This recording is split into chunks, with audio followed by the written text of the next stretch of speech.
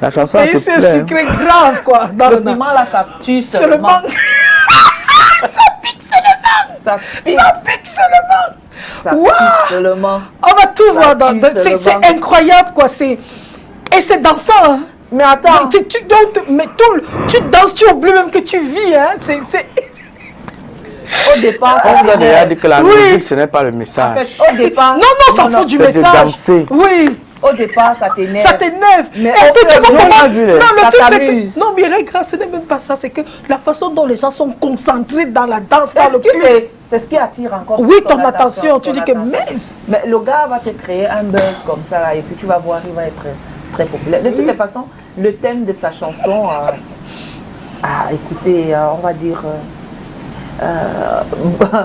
bonne continuation, et puis ce qu'il dit quand même dans la chanson, c'est ce qui est vrai d'ailleurs, c'est ce que les gens disent tout bas, qu'il dit un peu plus fort, tout. Bref, courage à toi l'artiste. Le piment là, ça tue seulement, ça pique seulement, mais Perrin Coquin ce matin ne va peut-être pas piquer, ne va peut-être pas tuer, mais il va piquer seulement, n'est-ce pas? Bonjour Perrin. Bonjour Mireille Grasse, bonjour Solange, bonjour Calvino et bonjour aux téléspectateurs. Les stratégies de reconquête des clients, des je le clients. disais tout à l'heure en début d'émission, qu'on verra avec vous. On aura un cours magistral parce que et on va permettre à ce que nos amis sur Facebook puissent vivre également ce moment. Ouais. Et je disais, ça sera un moment pour vous de nous donner des secrets parce qu'il arrive souvent que des gens perdent des clients ad vitam aeternam, des gens Oui. qui ne reviennent plus jamais, qui disent que même si on me tue, Même si je on ne me peux paye. plus jamais manger là-bas, Oui. même gratuitement. Oui, Mais pourtant, il existe des stratégies qui peuvent les ramener au bon sens. effectivement. Et donc, je vais d'entrée de jeu développer le premier concept qui dit reconquête.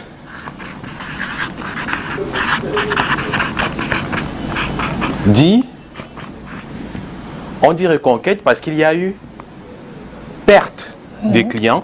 Donc ça voudrait dire, comme tu l'as si bien dit Solange, la problématique centrale, c'est comment faire pour ne pas perdre les clients et pour ne pas avoir le stress de devoir les reconquérir.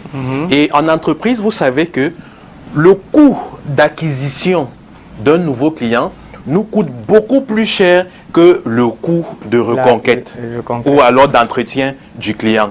Et donc, c'est souvent difficile pour les entreprises d'investir à acquérir un client, de le perdre et de voir encore à investir, à réavoir d'autres clients. Et donc, la clé ici, c'est de perdre moins de clients.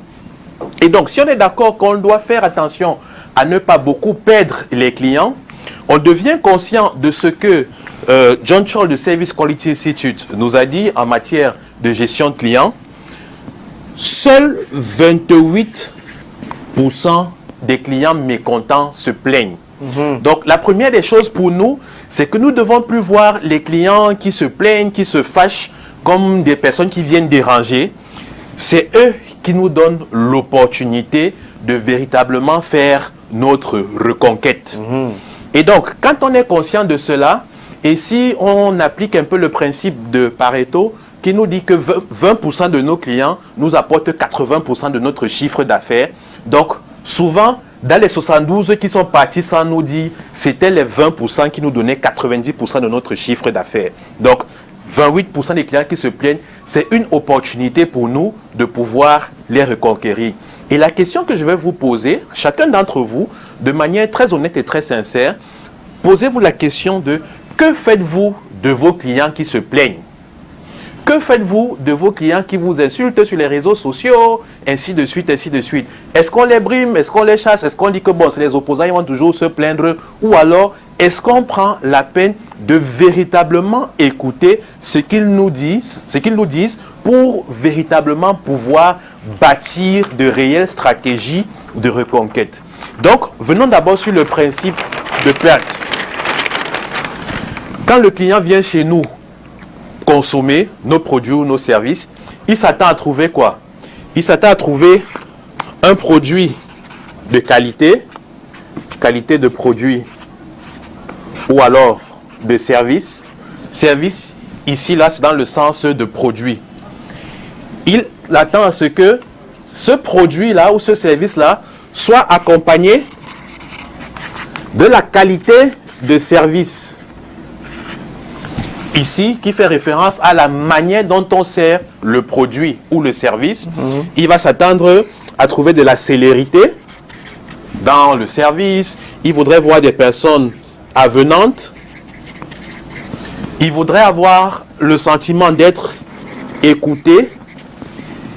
Et surtout, comme on aime facilement dire que le client est roi, il voudrait avoir le sentiment d'être pris en compte. D'être pris en compte quand il se plaint ou alors quand il donne son avis. Et le problème avec nos entreprises commerciales, pour la plupart des secteurs d'activité, c'est qu'il y a une course effrénée à vouloir gagner de nouveaux clients. Et en matière de développement d'entreprise ou de business, il y a deux paradoxes de fermeture. Une entreprise peut fermer parce qu'elle manque de la croissance. Elle n'a pas de clients, par conséquent, pas de revenus, elle va fermer. Ou encore d'autres entreprises ferment parce qu'elles gèrent mal leur croissance. Je servais 1-2 clients, ils étaient contents. On passe à 10, ça devient moyen. J'ai 100 clients. Tous les 100 ne sont pas satisfaits. Donc, ça devient important de ne pas voir la reconquête seulement quand, bon, comme les gens ne viennent plus, comme il n'y a plus beaucoup de fréquentation, il faut que je pense à la reconquête. Ça doit être une véritable stratégie intégrée. Premier point, et c'est fondamental, travailler d'abord à offrir un bon service à la base. Important. Bon service à la base. À la base. Solange, si tu viens dans mon restaurant, je t'énerve aujourd'hui, on ne te sert pas à temps. Tu as commandé des bonnes gambas, je t'amène des crevettes, je dis que c'est la même chose, tout ça sort de l'eau. Et que quand tu te plains, je te dis, oh vraiment, excuse-nous, on fait ci, on fait ça. Une fois, 2 fois, 3 fois après, c'était temps, qu'est-ce que tu te dis? Je ne reviens plus jamais. Ah, je ne reviens plus jamais. Donc, là, je dis même que mon frère, c'est quoi? C'est la prescription médicale. Voilà. Si je ne mange pas, ça va mourir. Voilà. Je ne reviens plus. Donc, à force de vouloir courir vers la reconquête et rater le bon service à la base, on va paraître faux. Parce que le but quand le client vient chez nous, ce n'est pas de le reconquérir, c'est d'abord de le bien servir. Et maintenant, du fait que nous soyons des êtres humains et qu'il peut arriver que les choses puissent nous échapper, il peut maintenant nous arriver d'offrir un mauvais service. Ça peut ne pas dépendre de nous. Imaginons que je prends, je reste dans le cadre du restaurant, je prends de la viande fraîche, je mets au frigo et puis j'ai coupure d'électricité 2 jours, 3 jours. Ça peut avoir un impact sur la qualité de la viande. À la base, ce n'est pas moi qui ai coupé, qui ai fait ne pas avoir la lumière, mais ça a un impact sur mon service. Donc, il y a des aléas qui peuvent arriver et on peut comprendre qu'on a offert un mauvais service, mais à la base, on offre un bon service. En numéro 2, il est important de mettre des mécanismes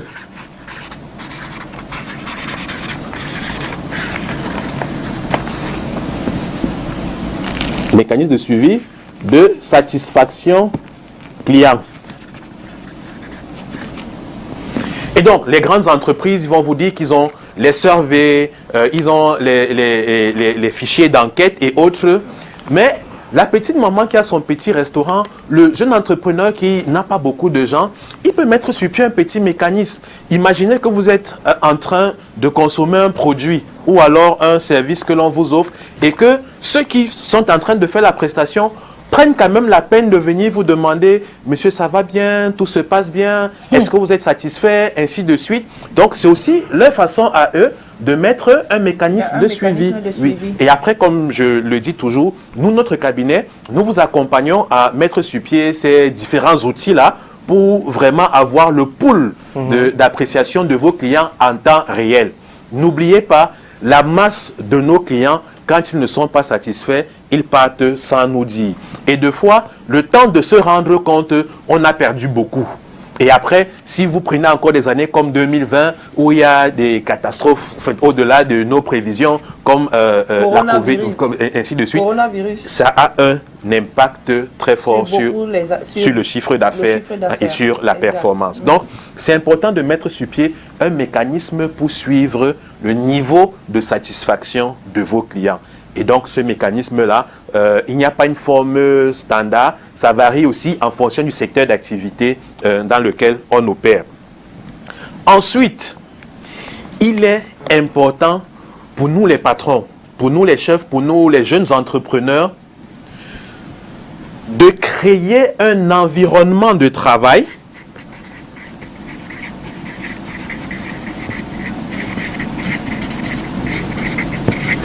qui permet la gestion des plaintes. Ah ouais? Oui. Ouais. Parce que... Donc il faut avoir une cellule carrément dans une entreprise pour gérer, gérer le service des plaintes. Oui, il peut avoir une cellule. Mais quand je dans dis... Dans une entreprise? Oui, il peut avoir une cellule. Certaines entreprises ont ce qu'ils appellent les services après-vente, ainsi de suite. Mais là, quand je parle de environnement de travail. Si l'employé n'est pas bien traité, il a les mois de 50 jours, 60 jours. Quand le client vient se plaindre, psychologiquement, où est-ce que l'employé est? L'employé en bas. Il est d'abord sur ses problèmes. Donc vraiment, tes plaintes-là, si on vient mettre la plainte sur la plainte, et il peut ne pas être connecté face à la plainte du client. Donc, les promoteurs, les employés, les patrons, les chefs doivent créer un environnement de travail qui favorise à ce que les employés soient motivés à gérer les plaintes des clients. Si le client vient te plaindre, vient se plaindre, vous m'avez dit que quand je paye 1000 francs, vous me donnez 10 unités de votre produit, mais là j'ai payé 1000 francs, mais je n'ai que 9, et que toi tu reportes la plainte, tu vas donner à ton chef, et que le chef te rabroue, qu'est-ce qui se passe? La prochaine fois, si tu es trop poli, le client part, quand il finit, il part. Parce que tu ne peux rien faire et donc tu ne vas pas te casser à vouloir faire quelque chose alors que l'environnement n'est pas réceptif. Et souvent, certaines plaintes des clients, on a dit le premier jour que les clients nous identifient souvent par rapport à nos entreprises. Donc, je peux ne pas être dans cette cellule-là ou ne pas appartenir au service après-vente et je reçois la plainte du client parce que l'environnement de travail est favorable, je peux apporter ce problème à cette cellule-là qui pourra mieux l'adresser. Et aussi, il faudrait, quand vous vous préparez, alors quand vous prenez le temps de mettre à disposition vos produits et vos services, il faut vous préparer à recevoir des feedbacks négatifs. Ah ouais. Il y a des gens qui se disent, mon idée c'est une idée de génie, mon produit c'est un produit de génie, mon service c'est un service de génie. Et quand il a un feedback négatif, il va dire que vraiment les Camerounais là, vous n'aimez pas les bonnes choses. Ils sont jaloux. Donc vous n'êtes pas prêt à recevoir les feedbacks. Il faut avoir un bon mindset. Et oui, donc c'est pour ça qu'il faut créer un environnement où les clients peuvent se plaindre et ils ont le sentiment que leur plainte est écoutée, où les employés peuvent prendre en compte la plainte des clients et channel ça et remonter ça vers la hiérarchie compétente. Autre élément clé, quand on a créé cet environnement de travail, il faut mettre sur pied un mécanisme, je vais le dire en anglais, de empowerment.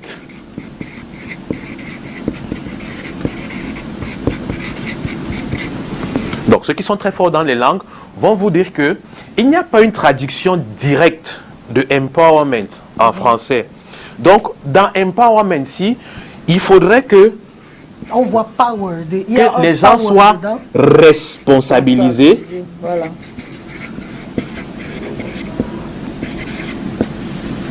Qu'ils soient autonomes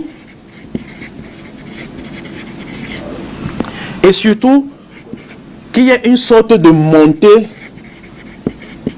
en compétences.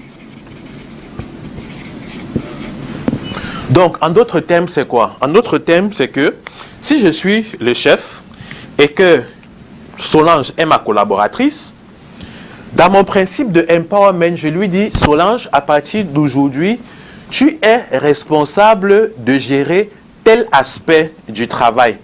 Et vraiment, quand je dis responsabiliser, je ne dis pas comme chez nous, on dit que tu donnes la chèvre avec la corde. Vraiment, elle a le pouvoir de résoudre les on problèmes. donne la chèvre et on laisse la corde. On laisse la corde. Oublie. On laisse elle la fait corde. de la chèvre ce qu'elle veut. Effectivement. Mais par contre, on sait que la chèvre va se déplacer dans un enclos, dans un environnement. Il y a tout pour qu'elle mange bien, qu'elle grandisse. Effectivement. Donc, quand je dis qu'on ne doit pas arrêter la corde, ce n'est pas qu'il n'y a pas de garde-fous. Mais ça ne doit pas être au niveau de la corde parce qu'on imagine bien que la chèvre ne peut qu'aller au maximum de la longueur de la corde. Alors que souvent, le problème à explorer, les opportunités à explorer couvrent la surface de l'enclos. En d'autres termes, parce qu'il y a d'autres patrons qui qui font des nominations, oui. mais derrière, il n'y a rien. Il n'y a rien. Vous n'avez aucun pouvoir, vous ne pouvez rien prendre comme décision. Rien. Et pourtant, vous avez vous vantez même, hein, je suis le chef tel, mais pourtant... Tu es responsable des gadgets, des distributions des gadgets et des goodies. Le 1er janvier arrive, tu ne peux même pas donner un calendrier, non, alors que tu es responsable de gestion des gadgets. Donc, ce sont ces, comment je vais dire, ces incohérences comme ça qui favorisent à ce que l'employé se sent mal à l'aise à pouvoir répondre aux besoins des clients parce qu'il n'est pas responsabilisé. Donc, il faudrait que l'employé soit responsable. Il faudrait qu'il soit autonome. Il y a des chefs, il y a des entreprises où le patron vous dit de tous les problèmes, de toutes les réclamations, de 0 à X francs, c'est lui qui valide. Donc, un client se plaint de 250 €, c'est le chef au plus haut niveau qui doit valider. Et ça passe par des niveaux de validation. Hein. Le gars du front office valide, il envoie son superviseur, le superviseur envoie au régional, le régional envoie au directeur général, le directeur général envoie au PCA. Quand c'est validé maintenant, ça fait le même circuit pour pouvoir arriver au client. Donc, le manque d'autonomie va favoriser à ce que vos collaborateurs, vos équipes ne soient pas promptes à réagir quand les clients sont mécontents ou alors quand nous sommes en train de les perdre. Aïe. Ensuite, pourquoi est-ce qu'on responsabilise un collaborateur? Pourquoi est-ce qu'on le rend autonome? Pourquoi est-ce qu'on lui donne des compétences? C'est tout simplement pour que demain, il soit capable de nous remplacer. En management, on dit que le premier principe auquel tu dois penser quand tu es nommé, c'est lequel, les filles? Quand tu es nommé? Nommé en management, le premier principe auquel tu dois penser quand tu es nommé? Créer une équipe. Il faut d'abord avoir une équipe avec laquelle tu vas travailler. Il faut penser à ton remplaçant. Ah ouais? La première chose dont tu es sûr, c'est qu'un jour, tu ne seras pas là. Donc, la première chose à laquelle tu penses, c'est à ton remplaçant. Donc, sur ce même principe, quand je donne des responsabilités et que j'autonomise mes gars ou mes équipes, c'est pour que ceux-ci soient capables de monter en compétence et ils soient capables de faire ce qui exige ma présence aujourd'hui. Et là, ça me permet aussi demain d'aller vers d'autres challenges, d'aller vers d'autres choses. Et donc, quand j'ai mis mon mécanisme de empowerment et que mes collaborateurs, mes équipes se sentent investis et qu'ils ont une appropriation de la chose, vous savez, la pire chose qu'on puisse avoir en tant que chef, en tant que patron ou en tant que supérieur, c'est d'avoir les collaborateurs qui estiment que c'est votre travail là. Quand vous entendez dire les gens dire que dans votre entreprise là, votre patron là, vos produits là, alors qu'il fait partie de l'organisation, là on comprend que c'est chaud. Et vous imaginez un peu, voilà, la gestion catastrophique qu'il y a derrière des clients. Et donc, puisqu'il sera plus galvanisé à devoir adresser les problèmes des clients, ça, vous avez vu, ici on a cette première partie se focalise beaucoup plus chez les chefs, chez les promoteurs, chez les patrons, chez les entrepreneurs. Parce que c'est eux qui sont plus ou moins les garants de l'entreprise, de ces responsabilités-là. Maintenant, le bonhomme est autonomisé, le bonhomme a le pouvoir de pouvoir adresser les problèmes du client dans les limites qui lui ont été fixées. Qu'est-ce qu'il faut faire maintenant? Il faudrait que ce bonhomme, moi qui suis en face du client qui est mécontent,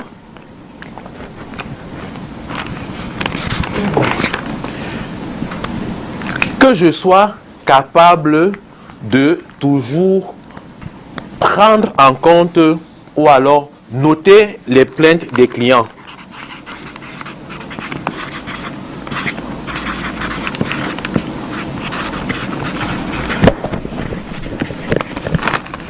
Les plaintes clients.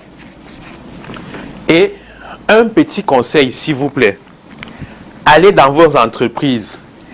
La boîte à suggestions, la boîte à plainte là, lavez-la d'abord, nettoyez-la pour donner l'envie aux gens de vouloir effectivement partager leurs plaintes. Ce qui se passe, c'est qu'on a créé un petit box là, on a jeté dans un endroit, il y a l'étoile d'araignée, ainsi de suite. Moi-même, le client, je sens que ici là, c'est un box, c'est une boîte qu'on n'ouvre jamais. Le client doit avoir le sentiment que le mécanisme que vous avez mis sur pied permet à ce qu'il puisse mieux s'exprimer. Et encore plus aujourd'hui, il y a beaucoup d'autres canaux, il y a beaucoup d'autres outils qui nous permettent de pouvoir avoir à temps réel les feelings, les sentiments des clients vis-à-vis de votre produit ou vis-à-vis de votre service. Et donc, c'est notre responsabilité de prendre en compte les plaintes des clients là et comment est-ce qu'on le fait, comment est-ce qu'on l'organise.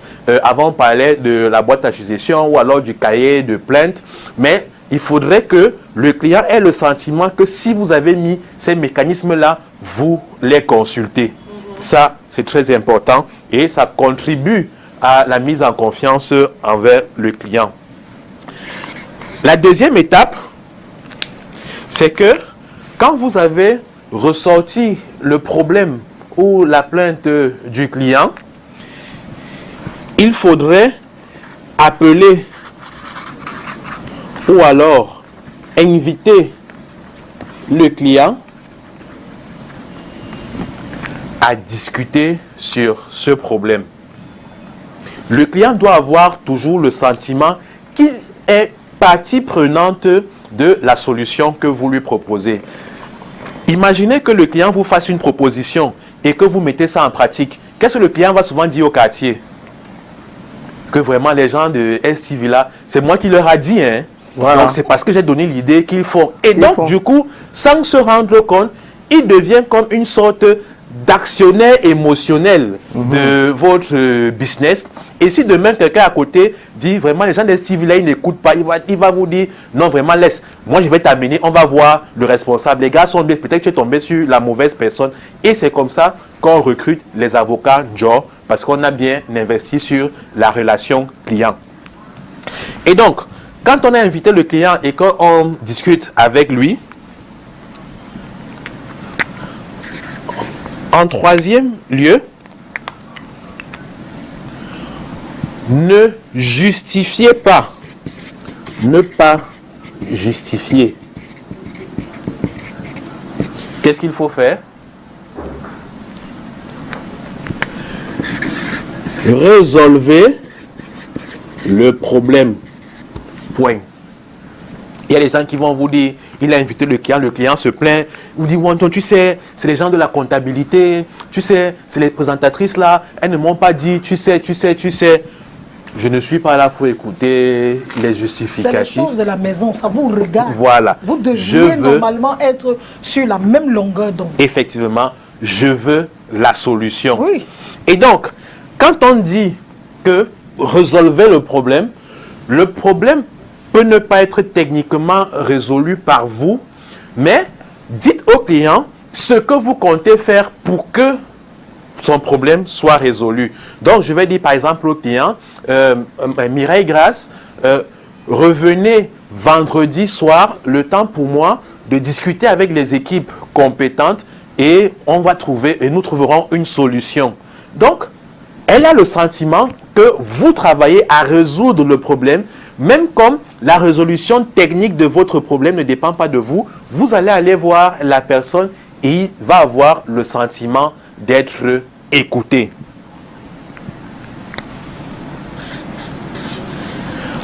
Ensuite, quand vous êtes en train de résoudre le problème, il faut mettre un mécanisme. Je sens que les spectateurs vont dire qu'aujourd'hui c'est un mécanicien, il parle beaucoup de mécanismes. un mécanisme de compensation. Je vais même souligner compensation aussi, parce que c'est là où il y a la technicité dans ce module, et c'est aussi là où il y a souvent un peu d'ambiguïté. Calvino, si je te commande du jus d'ananas, on a vu beaucoup de bacas, de jus de limon ces derniers temps sur les réseaux sociaux. Donc, ou si je te demande le jus de limon, ou c'est même vraiment le limon. Si je te demande un jus de limon particulier, disons qui a la couleur bleue, et que tu m'apportes un jus de limon qui a la couleur jaune, qu'est-ce qui se passe? Satisfait ou pas satisfait? Pas satisfait. Je ne suis pas satisfait. Oui. Ok. Et donc, quand je gronde et que tu me ramènes mon jus de limon de couleur bleue, tu m'as compensé, non? Et voilà l'erreur fatale que l'on fait. Ça, ce n'est pas de la compensation. Tu m'as rétabli dans mon droit. Je te demande quelque chose. La moindre des choses que j'attends de toi, c'est que tu me donnes ce que j'ai commandé. Oui. Et donc, c'est ça, comme je disais la dernière fois, satisfaire mon besoin intellectuel. Donc, deux fois, le client commande un service spécifique ou un produit spécifique, on lui apporte autre chose. Quand il se plaint, on lui ramène ce qu'il avait demandé à la base et on dit que non, on a compensé, on a servi. Non, vous avez fait le rétablissement de service. Vous m'avez donné ce que j'avais demandé. Et donc, la compensation ici, là, voudrait dire que je vais au-delà de ce qui m'a été rétabli. C'est pour ça que vous allez voir certains qui vont vous dire je vous apporte votre jus de limon de couleur bleue. En plus de ça, monsieur, prenez ce petit format pour donner à un enfant à la maison. C'est là où on parle déjà de compensation. Aller au-delà du rétablissement de service que l'on va faire. Et je suis fatigué de voir dans les restaurants, dans les supermarchés et autres, vous commandez quelque chose, on vous apporte autre chose, vous vous plaignez, on vous rapporte ce que vous avez demandé. Mais si vous n'êtes pas content qu'on vous a apporté ce que vous avez, on a compensé votre besoin. Non, non, vous m'avez rétabli dans ce que j'attendais. Et maintenant, c'est à vous de réfléchir quel est le mécanisme de compensation que vous mettez sur pied. Et c'est donc pour ça que si moi, en tant que patron, parce que je dis toujours, il faudrait prendre la responsabilité de toutes les parties prenantes. Et l'employé ne peut que compenser si il y a un mécanisme qui le lui permet, si il a été empower de pouvoir le faire. Je ne sais pas si on se comprend. Donc si on ne m'a pas donné le pouvoir de le faire, si on ne m'a pas donné la responsabilité de le faire, je ne peux que faire le minimum que je peux. Je ne vais pas travailler à la compensation du besoin du client. Donc, quand j'ai fait la compensation, c'est à ce moment que je sais apprécier s'il a apprécié le service ou pas.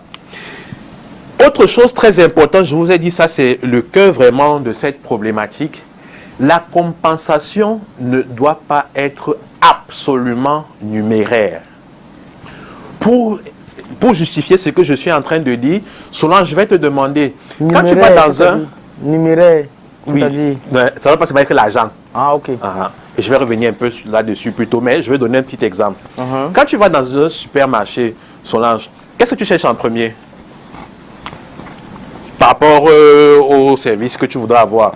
Est-ce que tu veux d'abord regarder la qualité du produit, la qualité du service, la célérité, le prix, ou bien c'est pratique, ou bien c'est facile d'accès? La qualité de service m'intéresse d'abord, d'emblée. Le sourire, l'accueil, tout ce que les gens vous font. C'est ça qui donne le goût de continuer. Okay. Quand on t'accueille froidement, tu n'as plus envie de revenir. Et donc, nous, les prestataires de produits ou de services, nous devons comprendre que ce n'est pas parce que Solange, qui est Bafia, qui aime la qualité de service, que toutes les filles qui viennent de son village vont dans un supermarché pour chercher d'abord la qualité de service. Certains viennent pour le prix, d'autres viennent pour la tendance à la mode, ainsi de suite, ainsi de suite. Donc, on doit avoir une approche personnalisée dans la gestion des plaintes des clients. Et donc, il y a un exemple d'un monsieur de l'Ouest qui prend un abonnement téléphonique pour ses multiples entreprises. Il a à peu près 150 employés et plusieurs entreprises dans plusieurs secteurs, mais la facture téléphonique est centralisée. Et donc, ce monsieur payait ses factures tous les 28 du mois, tous les 29 du mois. Et il s'avère qu'un mois, il n'a pas payé le 29, il a payé le 31 qui était un samedi. Et quand il arrive le samedi là, les collaborateurs veulent appeler, on a coupé, ça ne passe pas. Il veut appeler, on a coupé, ça ne passe pas. Et vous connaissez l'impact que ça peut avoir sur le business. Et donc, il se fâche, il se plaint, il crie sur les collaborateurs. Les collaborateurs disent, non monsieur, vous avez validé, on a payé, donc il n'y a pas de raison pour laquelle on devrait être payé. Et donc, il va chez le fournisseur de télécom et on lui dit très froidement, c'est sûr que vous n'avez pas payé votre facture, c'est pour ça qu'on a coupé. Et il dit, mais moi j'ai payé le 31, puisque on doit payer dans le mois de consommation. Et on lui dit, vraiment monsieur, on va remonter ça à la hiérarchie. Et puis il rentre, et donc la hiérarchie prend, il regarde et il voit qu'effectivement, c'est parce qu'ils avaient fait des programmations et on savait que tous les 29, ils payaient. Et donc, comme il a payé le 31, ils n'ont pas été vigilants. Ils ont coupé alors que en payant le 31, il était encore dans les délais. Et ils ont eu alors la stupide idée de se dire, bon, comme on connaît que les hommes d'affaires, pour eux, c'est le gain. Ce qu'on fait, c'est que pour le compenser, on lui envoie un crédit de 30 000 francs à son numéro. Et donc, il reçoit 30 000 francs de crédit. Quand il appelle son chargé clientèle, mais je vois l'on m'a envoyé 30 000. Est-ce qu'on a d'abord établi la ligne? Il dit oui. Et je vois l'on m'a envoyé 30 000. Non, monsieur, vous savez, comme vous êtes venu vous plaindre, et puis la hiérarchie a compris, la hiérarchie a décidé de vous envoyer 30 000. Il a dit, allez me résilier ce contrat tout de suite. Et tout le monde était surpris.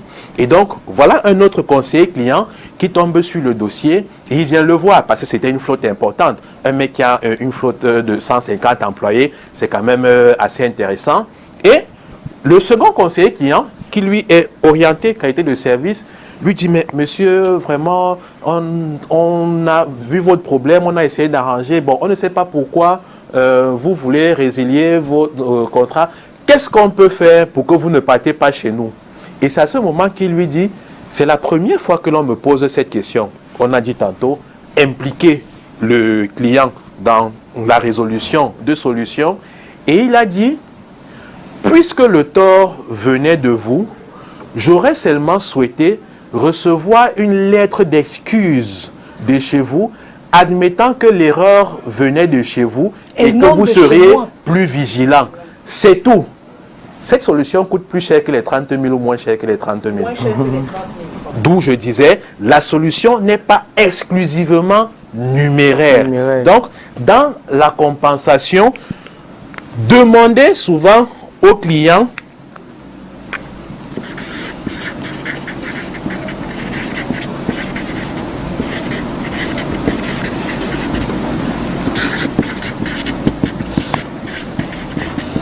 ce qu'il veut pour être compensé. Et là, je vois, les gars vont vous dire, mais ça c'est trop facile. Il peut te dire que je veux une voiture. Donc, quand vous avez le sentiment que le client vous présente une solution démesurée, avec beaucoup de sourires, c'est là où vous lui dites, voici ce qui est dans mon pouvoir. Voilà. Donc, je peux faire ci, je peux faire ça, je peux faire ça. Et donc, ça fait que lui, il a le sentiment qu'il a le choix et c'est lui qui accepte de rester dans ce que vous pouvez faire. Ce n'est pas vous qui avez imposé que, bon, quand un client est fâché, comme c'est un homme d'affaires, on lui donne l'argent. Quand un client est fâché, comme c'est une fille, on fait ci. Donc, demandez au client ce qu'il veut. Et moi, à 80%... souvent retrouvé dans des situations où je ne où je n'attends pas qu'on me paye en... Effectivement. Un jour, on m'a dit, non, non, non, vous pouvez, on va vous donner un bon, vous pouvez faire des choses. Oui, c'est bien beau. Voilà. Est-ce que vous avez reconnu votre tort? Est-ce que vous avez reconnu que vous m'avez choqué? Est-ce que vous avez reconnu que vous m'avez fait du mal? Voilà. Et vous voyez que ça va coûter beaucoup moins cher à l'entreprise en demandant au client ce qu'il veut. Et très souvent, la plupart des temps, le client veut moins que ce qu'on avait prévu donner. C'est de là qu'on comprend la chanson de Elton John, Sorry seems to be the hardest word. Pour prononcer le mot sorry, le pardon là. Il y a les gens qui pensent qu'en te demandant pardon, en fait, c'est qu'il se met à tes pieds. Et pourtant, c'est un truc facile de dire pardonne-moi. Mais est-ce qu'en employant, par exemple... Oui, il faudrait qu'il soit sincère, il faudrait qu'il soit vrai. Et à la base, il faudrait que tu aies la culture de rendre un bon service. Oui. Parce que si je viens aujourd'hui, pardon, demain, pardon, après c'est un temps, c'est faux. Le problème, c'est que le mot pardon, là, même sort difficilement de la bouche des gens. Et tu sais, les orgueilleux, même ça ne sort, même si c'est vrai, même si c'est sincère, même si c'est faux, pour que ça sorte de leur bouche. Et tu sais ce qui est curieux? Oui. Tu peux me donner un peu le taux de la TVA sur le mot merci? Il n'y en a pas. Pardon. Donc, ces mots-là ne nous coûtent rien, ni à nous, ni à l'entreprise. Et deux fois, on est prêt à donner des compensations numéraires qui va impacter le chiffre d'affaires, qui va impacter le revenu, ou bien qui va impacter le bénéfice global. Et quand on a dit, quand le client vous fait une proposition qui vous semble démesurée ou hors de portée, vous pouvez échanger avec lui et lui dire, voici ce qu'il y a dans mes pouvoirs. Je peux faire ci, je peux faire ci, je peux faire ça. Et en général, il va vous comprendre, soit il va choisir ce qui est dans la limite de vos pouvoirs, soit ils vont vous dire, non vraiment, ça ne sert à rien. Le fait même que tu m'aies écouté là, vraiment, c'est même beaucoup. Et donc, c'est très important. Mais est-ce que donner aussi une compensation numéraire ne veut pas quelque part dire que vous avez aussi reconnu votre tort? Effectivement, c'est pour ça que l'on a dit demander au client ce qu'il veut. On n'a pas dit d'exclure les compensations numéraires, mais on a dit de ne pas faire de cela une généralité. C'est pas parce que Calvino a demandé ça que tous les hommes qui travaillent à SCV vont demander la même chose. Donc c'est là. Et pour renforcer encore ce que tu dis, pour prouver comment c'est important, c'est pour ça qu'on a dit de donner le pouvoir aux gens dans une limite qui est bien définie, de pouvoir gérer ces petits trucs numéraires-là sans avoir à appeler la hiérarchie. Tu es d'accord avec moi qu'il y a des entreprises ici là où, quand le client est mécontent, tu veux bien donner le calendrier, mais si tu donnes le calendrier là, tu dois justifier ça jusqu'au PCA. Qu'est-ce que tu fais? Tu regardes seulement. Si tu es trop gentil, tu dis que ouais maman, ouais papa, j'ai écouté, mais la suite, qu'est-ce que tu fais? Tu ne donnes rien. Donc, ces éléments numéraires là peuvent exister, doivent exister, mais ce n'est pas absolument ça qui résout le problème du client. Et on a dit la dernière fois que le client vient satisfaire combien de besoins? Deux besoins, intellectuels et émotionnels. Sur le plan émotionnel, quand je l'ai adressé, quand il est satisfait, si je lui donne même un bonbon, il va donner une grosse valeur à ce bonbon parce que le côté émotionnel a été géré. Mais par contre, si je ne gère pas l'émotionnel et que j'ai cette tendance à vouloir mettre en avant le numéraire, qu'est-ce qu'il va dire? Comme le fameux patron a dit, donc vous pensez que avec tout le chiffre d'affaires que je vous fais chaque mois, est-ce que je suis à 30 000 près? La façon dont ça a été donné, c'était un peu comme si il voulait se plaindre pour recevoir le crédit de 30 000. C'est ça donc la dimension émotionnelle qui avait été mal gérée. Et donc, quand on s'est entendu avec le client et qu'on a trouvé ce qui peut entrer dans ses codes, qu'est-ce que l'on fait? En bon entrepreneur, Mireille, on lui repropose nos produits ou nos services. Souvenez-vous, je vous ai dit, le coût d'acquisition d'un nouveau client est plus cher que le coût d'entretien. Donc, si on a investi à devoir avoir le client, quand il se plaint et qu'il a été satisfait grâce à notre démarche, ça veut dire quoi? C'est le meilleur moment de lui présenter notre prochain service ou notre prochaine offre. Et un prochain client, prenons les gens des télécoms. Vous savez à qui appartiennent nos différents numéros? Nos différents numéros appartiennent à l'État du Cameroun via l'ART. Donc, les compagnies de télécom partent prendre la licence d'exploitation d'un certain numéro. Donc, on a peut-être ce numéro gratuit, mais pour les compagnies de télécom, ils payent pour pouvoir rendre disponible ce numéro. Et donc, imaginons que je mette 1000 francs. Bon, comme ce qui m'arrive souvent. Hein. Tu mets 1000 francs pour taper le code. Après 3 minutes, tu vois 950. Après 3 minutes, tu vois 900. Qu'est-ce qui se passe? Je vais me plaindre par rapport à ce crédit-là, que je ne comprends pas où c'est parti. C'est après qu'on va te dire que, monsieur, vous aussi, vous n'avez pas vu que vous avez activé tel service ou tel produit, ainsi de suite. Donc, prenons que dans cette entreprise-là, on a suivi tout le processus et que je suis satisfait. C'est le meilleur moment pour eux de me demander, est-ce que vous avez testé un peu notre offre data ou alors notre offre voice? Donc, je suis déjà dedans. Ils n'ont plus à payer un nouveau numéro pour me donner à exploiter. Donc, c'est dans ce sens que l'on dit le coût d'acquisition d'un nouveau client nous coûte généralement plus cher que le coût d'entretien et c'est le meilleur moment pour nous de reproposer nos produits et nos services. Et il faut savoir que en matière de qualité de service et relation client, il faut avoir une approche documentée des plaintes des clients. Donc, documenter les plaintes. Documenter les plaintes. Une erreur que nous faisons souvent dans nos entreprises, c'est qu'un client vient se plaindre d'une chose. On adresse ça aujourd'hui, il part content. Demain, un autre vient, ainsi de suite, ainsi de suite. Et à un moment, on vient seulement dire que vraiment, les clients se plaignent beaucoup de telles choses. Hein. Beaucoup là par rapport à quoi? Donc, si on a une approche documentaire, on est capable de dire sur tel produit ou sur tel service, 50% de nos clients se plaignent. 150 personnes ont donné un feedback négatif et à partir de ce moment, on sait savoir si c'est un problème. Quand on a bien fait son travail de documentation de plainte, on sait savoir si c'est une plainte liée à l'individu. Parce qu'on peut mettre un bon mécanisme de service, un bon mécanisme de travail, et maintenant un individu qui n'aime pas son travail, qui n'est pas à l'aise, ou bien pour une raison ou pour une autre, donne un mauvais service. On sait savoir si c'est peut-être pas un problème d'individu, c'est un problème d'organisation.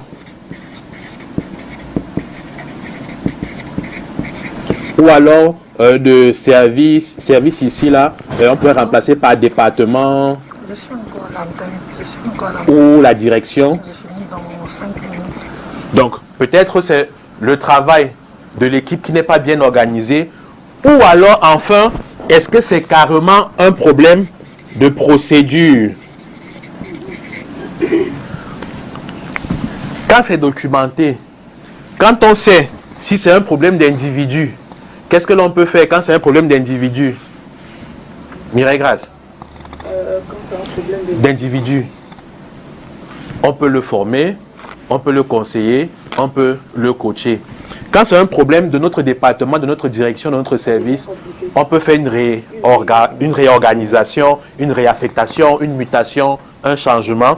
Et quand c'est un problème de procédure, qu'est-ce qu'on fait? À ce moment, on comprend qu'on doit refaire tout le process. Et voici la bêtise que nous faisons souvent. Un problème d'individu dans une entreprise, hein, on vous dit, comme vous êtes 3, quand un intervenant vient, vous avez le pouvoir de lui donner 1000 francs de taxi. Je dis ça, je dis rien. Et donc, Calvino décide un jour d'inviter tous ses frères, 10 frères, et il donne 10 000 francs. C'est un problème de Calvino. Hein. On dit qu'à partir d'aujourd'hui, vous n'avez plus, vous toutes inclus, vous n'avez plus le droit de pouvoir donner l'argent de transport à vos invités. Alors que c'est un problème d'individu. Voilà. Et donc, on a forcé les gens qui répondaient bien aux problèmes des clients à se conformer à un problème qu'une seule personne a créé.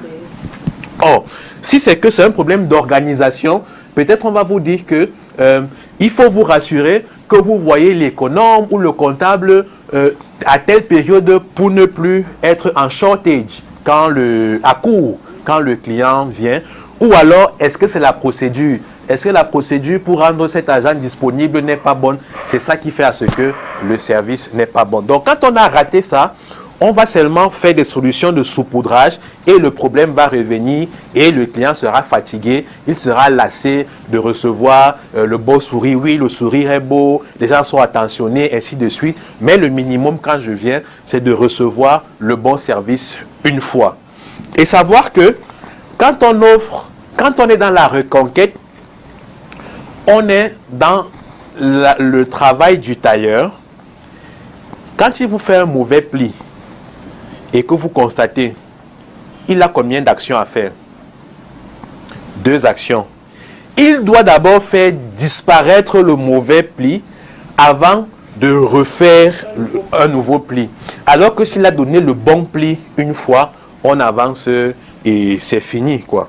Donc, voilà un peu les stratégies que l'on peut mettre sur pied pour pouvoir reconquérir nos clients.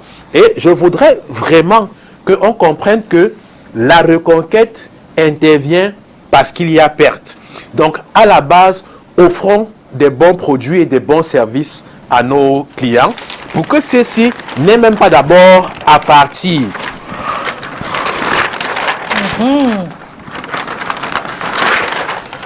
Ensuite, c'est important de mettre un mécanisme de suivi de la satisfaction client. Parce que c'est nos indicateurs là qui nous permettent de savoir si on est dans les temps, si on est hors des temps, si on est toujours compétitif ou pas.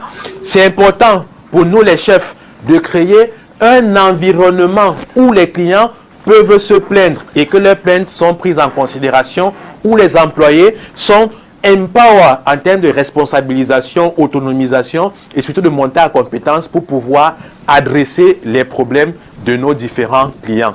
Écoutez le client, impliquez-le dans la gestion de sa plainte. Ne supposez pas que ce qu'on a fait pour Pierre, c'est absolument aussi ce que Paul va vouloir. Ayez une approche individualisée dans la différente gestion de vos différents clients. Et après, un autre débat va nous dire que si on a 10 000 clients, 20 000 clients, comment on fait pour avoir une approche individualisée? C'est l'opportunité de venir dans notre cabinet. On va vous montrer comment on peut le faire. Et donc, généralement, quand le client sur le plan émotionnel a vu que vous vous êtes battu pour le reconquérir, sur le plan intellectuel, a vu que vous avez répondu à ses besoins, il devient votre prochain ambassadeur. Voilà. Donc, c'est ça pour aujourd'hui. Et puis, s'il y a des questions, je suis disposé. Sauf que malheureusement, on n'a plus beaucoup de temps. Hélas, les bonnes choses ne durent pas. Mais vous avez dit quelque chose à la fin. Il faut tout faire pour ne pas avoir des clients qui vont partir. Donc, tout faire pour garder les clients. Et les femmes des restaurants, elles connaissent ça. Les anciennes bombos des restaurants, les mères d'avant, là. Elles ont les mots. Elles sont amies avec tout. Quand tu la vois avec un client, tu crois que c'est son meilleur ami. Un autre arrive, meilleur. Elle est au courant de la vie de tout. Il y a même des coiffeurs comme c'est ça, la personnalisée de la gestion. Et c'est la même chose avec les coiffeuses. Tu arrives, elle est amie avec tout le monde. Toi, tu crois que tu es son amie à qui tu parles beaucoup. Il y a une autre qui est là et ainsi de suite. Et c'est comme ça. Elles s'intéressent, mais elles vont même au-delà. Et je connais même une elles assistent même les clients. Une coiffeuse qui a même créé carrément une cotisation dans son salon où toutes ses clientes se retrouvent et elles cotisent chaque samedi parce qu'elle a créé une sorte de famille. On ne peut pas la quitter. Quand vous pensez aller vous coiffer ailleurs... Et Patrice Chéri, qu'est-ce qu'on va dire d'elle? Patrice Chéri, on va dire que c'est celui qui a les remèdes, c'est celui qui a les écorces, alors qu'elle a tout simplement mis une stratégie. C'est l'amour, comme vous avez dit dernièrement. Il faut aimer les gens. Et souvenez-vous que quand on emploie le thème stratégie, vous savez, les gens aiment toujours les plans très compliqués que l'on fait sur la comète, les petites choses que l'on fait au quotidien qui peuvent donner un plus, qui peuvent apporter, permettre à ce que quelqu'un ait un sentiment qu'il trouve chez vous, qu'il ne trouve pas ailleurs. C'est ça qui constitue votre premier secret. Wow. En tout cas, on est à la fin de l'émission. Un dernier mot donc à tous ceux qui ont des entreprises, des business. Qu'est-ce que vous leur dites? Donc, je leur dirais, en vous lançant ou alors en offrant vos différents produits et vos services, pensez d'abord à bien servir. Et maintenant, s'il arrive que l'on faute dans l'autre service, mettez sur pied des mécanismes pour pouvoir reconquérir les clients. Parce que souvenez-vous, seulement 28% de ceux qui se plaignent restent. Et donc, à mercredi prochain, pour un prochain thème, on va suivre toujours la même approche. On a vu beaucoup de réactions, beaucoup de propositions. Et donc, on a fait cette proposition sur la base des différents feedbacks. Et vous voyez que nous-mêmes, on applique ce qu'on vous enseigne. Donc, c'est sur la base de vos feedbacks que l'on va continuer à vous fournir des contenus. À mercredi prochain. Voilà. Merci. Merci beaucoup, Quenque. On va vous retrouver. Vous êtes où là pour ceux qui veulent vous joindre? Je ne sais pas trop comment ça se passe. Ok, pour nous joindre, nous sommes à Douala, à Aqua, à la rue Douala-Bercy. Et pour nous avoir par téléphone, par WhatsApp 24/7, c'est sur le 696 65 69 88. 696 65 69 88. Et donc, si vous avez des questions, des interrogations, vous nous faites des petits messages, vous nous envoyez vos questions et l'on vous répondra. On va se retrouver demain jeudi. Nous serons dans un autre domaine. On va avoir la suite de comment reconnaître une église fausse. On vous a donné quelques petites idées. Ah, de rendez-vous, c'est grave. On va se retrouver la semaine prochaine pour continuer à en parler. Mireille Grace Calvino, bon appétit à vous. Merci, Pérez. À demain.